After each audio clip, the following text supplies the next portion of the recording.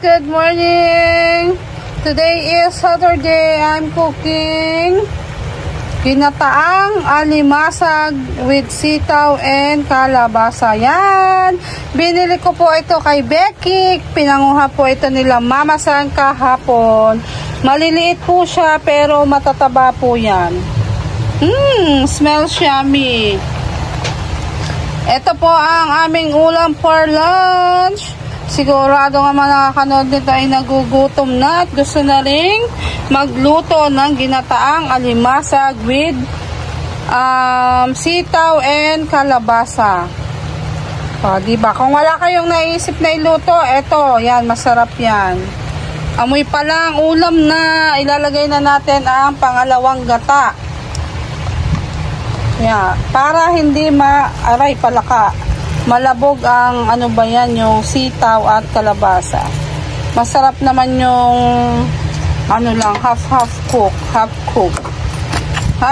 lang.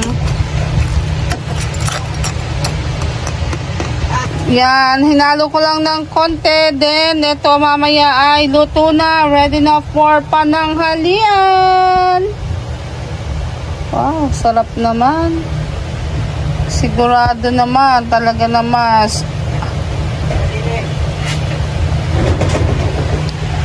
Pakukuloan lang natin para maluto ang gata.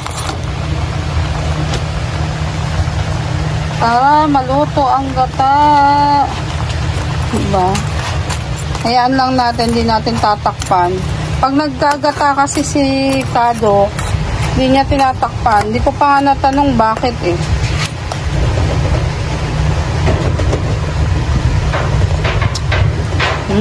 Harap na.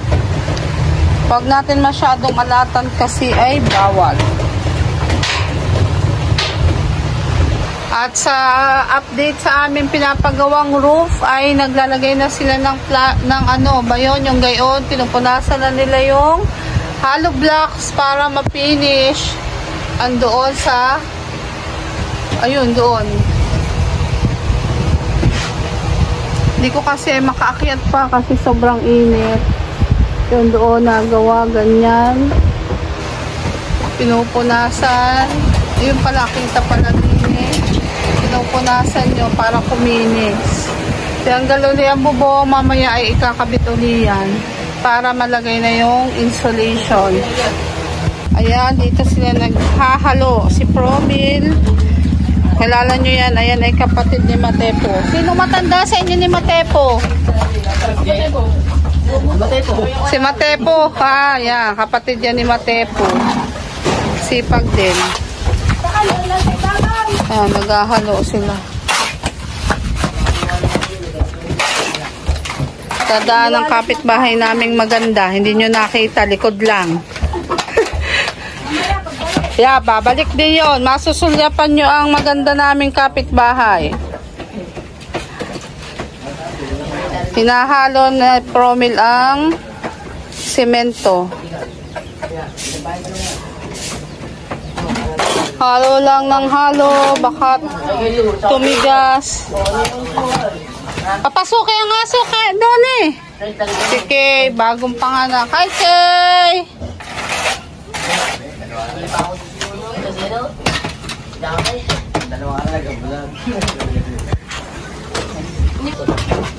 Kendrick, hawaki.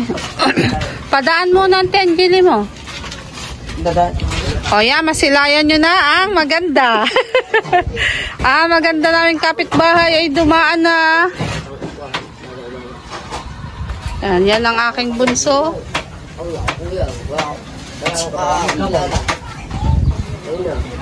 Si Kapoy nasa school na. Donig, ikaw mag-abot ng halo dito. Tulong lang, assist lang. Akyat siya dyan, papunta doon sa taas. Kasi ay hindi pwede doon sa loob dumagawa ng bagong panganak ang aming aso. Doni, pag-abot mo muna ng halo. O, tama yan, Kendrick. Sinabayan.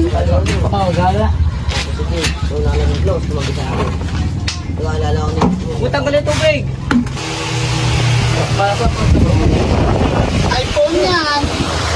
Kulang pa sa ud. iPhone nga. Ayan daw.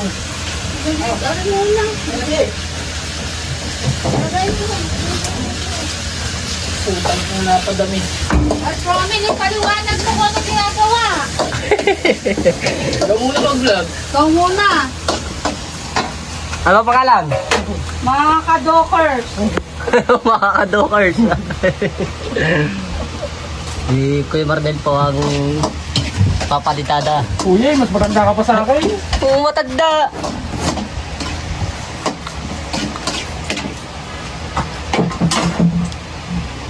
Buti na lang ako lang, Dame. Ang ganda. Paliwanag mo kung ano ginagawa. Wala, hindi. So, Pahiga ha, pahiga.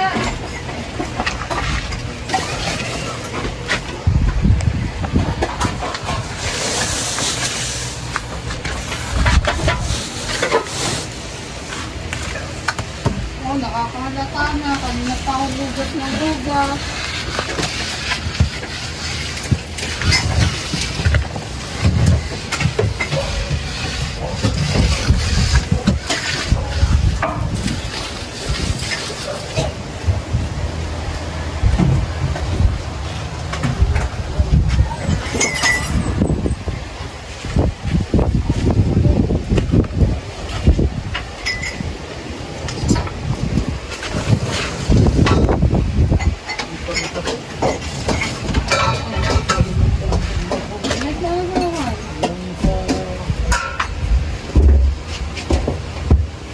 papalitada hanggang paikat yan. Ikot, hanggang doon. Nandiya, paikot yan. Palitadang yan. Hindi. So, wala pa sa kalahati ang aming napapalitadahan. Hanggang dito lang. So, mamaya itong yero ay tatanggalin na namin. Kasi papalitadahan doon siya doon sa may butas na yun. Yan. Bago pag napalitada na, so lalagyan na namin ng yero tsaka puware, ibabalik namin sa dati. Karing mga pinagkalsan.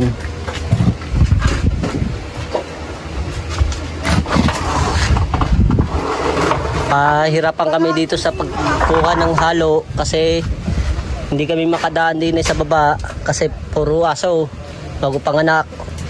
Kaya doon kami dadaan.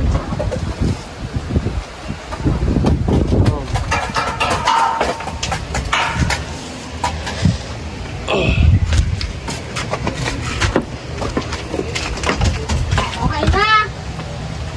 Winiwisikan yung tubig kasi para dumikit yung halo.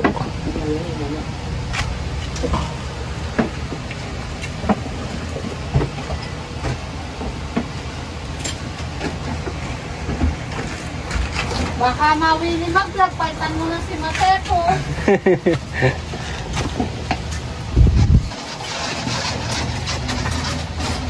Alright. So, maya na ulit.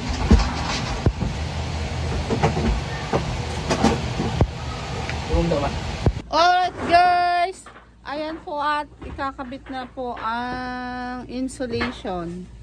Yan, kakabit na po ang insulation pati ang yero. Sa kabilang side ay nakabit na. Hindi lang po ako makakayat kasi ay marami pong gamit doon sa may hagdan. Kaya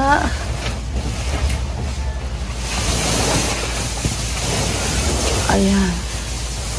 Pinakabit na po para po hindi ganong kainit. Okay. Kaya lalagyan po siya ng yung ano na po, hindi na po kami bumili ng insulation. Bale, iniano na lang po namin yung luma kasi sayang naman, pwede pa naman po siya. Dalawa pare. Ha? Dalawa. Oo nga, doble-doble yan eh. Alam ko, Hindi natin yan sa siwang. alam ko doble ang kabit dyan kasi labis din yung bili namin dati.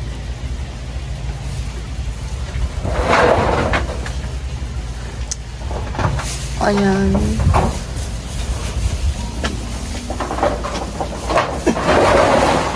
Bali, ito na lang yung gagawin. Ayan. Kakabit na yung bubong.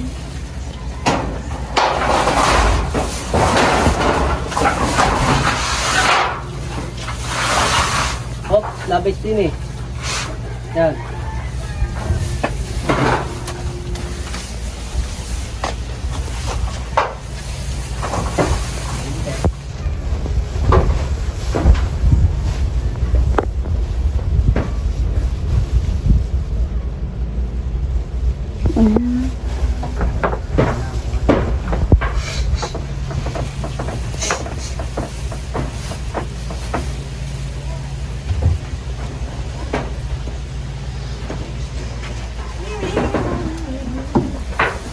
Akyat tayo.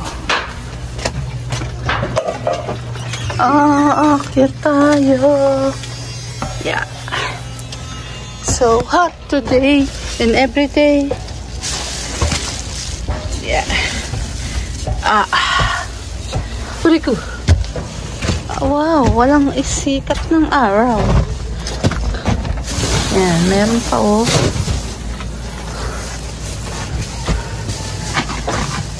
Hindi na siya masyadong mainit.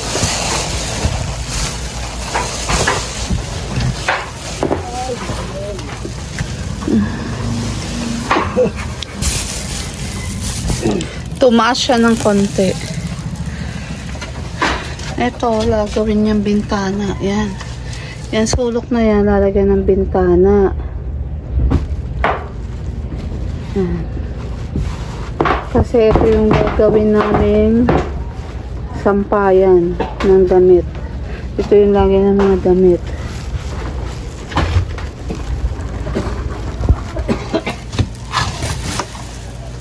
Hindi pa ito doon. Tsaka ito na lang.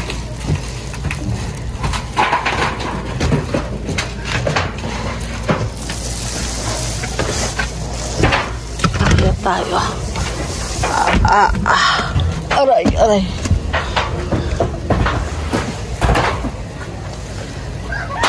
Mainit.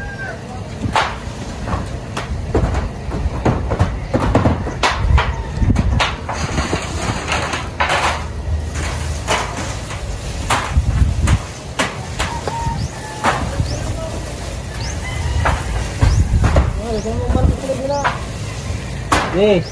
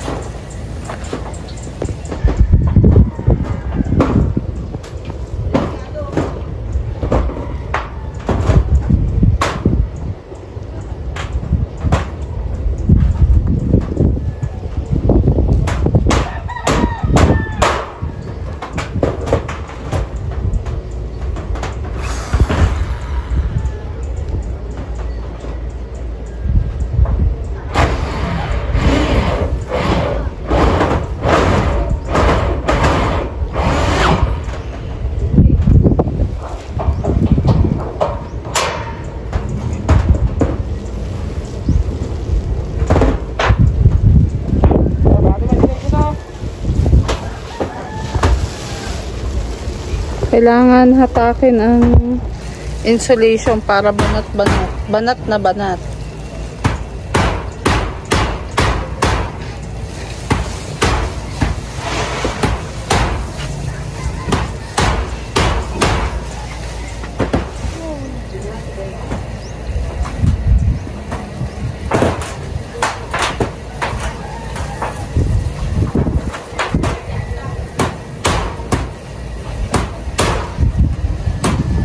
Palapit ang pukpok muna bago inaano ng drill. Ayun, ganyan pala yun.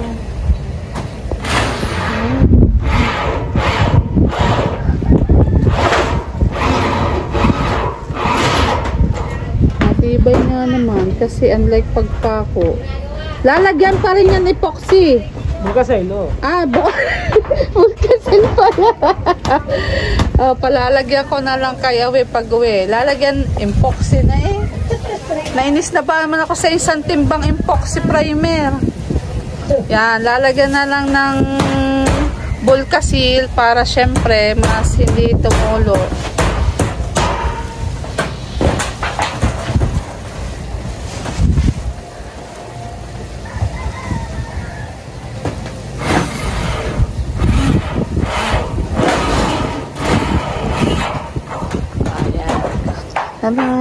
Tapos lalagyan pa siya ng ano, yung ganon, yung flashing. Flashing, alam kung tawag doon. Flashing, para utin. Ayan, sorry. Para hindi umanong ulan. Galing naman ni Pramel.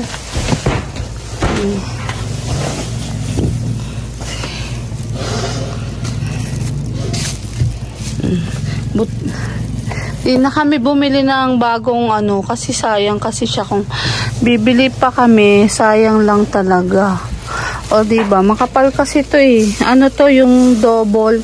Meron kasing ganito na hindi siya double. Ito double to. Pupunasan na lang yan. Ganun.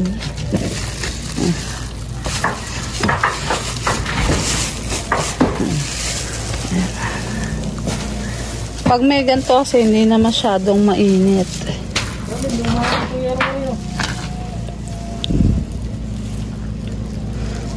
Ayan. Guys, ang kalat. Oh, ang kalat. Ayan. Tawagin mo si Kyle. Ah? Maabot mo promil? Maliligo pa raw si Kyle. Ang dami namin karat. Oh, tanda! Ang aking aso. Tanda! Tanda, dilat! Tanda, dilat! Oh, hanap nila ako. Hinahanap. Mami? Mami? Hello! Tanda! Oh! Ayan. Dami naming ligpitin. Diba guys, sambak ang linisin. Pero, okay lang yan. Basta maging maayos lang ang bubong at safe na kami sa kasi nung bagyong Christine sa totoo lang, kulang na lang bumitin yung mga anak ko sa ganto, yan. Bitina nila kasi madadala talaga ng hangin. Sobrang lakas ng hangin. At least ito, di masyado. Balak namin ito, dito na lang ilagay yung hangiran ng mga damit. Lalagyan ng bakal doon na paganto. Tapos, lagyan na lang dito ng mga cabinet na lang dito. Para dito na lang yung mga damitan namin. Tapos, dito talaga yung tulugan ng mga bata. Dalawa lang naman silang natutulog dito. Yung bunso ko, tsaka yung isa kong anak. Kaya, ayan. Papipinish na lang din yun pag may tira pa. Dapat kasi maglalagay ng bintana doon. Wag na daw. Kaya, finish na lang siya. Yan. Yan na lang yung bintana sa side na yan. Tsaka isang exhaust fan. Ayun ang bintana din na isa. Ayan. May papasok na rin namang hangin pag may bintana doon. Tsaka yan. Hindi na yan siguro sasaraduhan para open yung hangin kasi para hindi mainit yung pagluluto namin. Yan guys, ang update for today.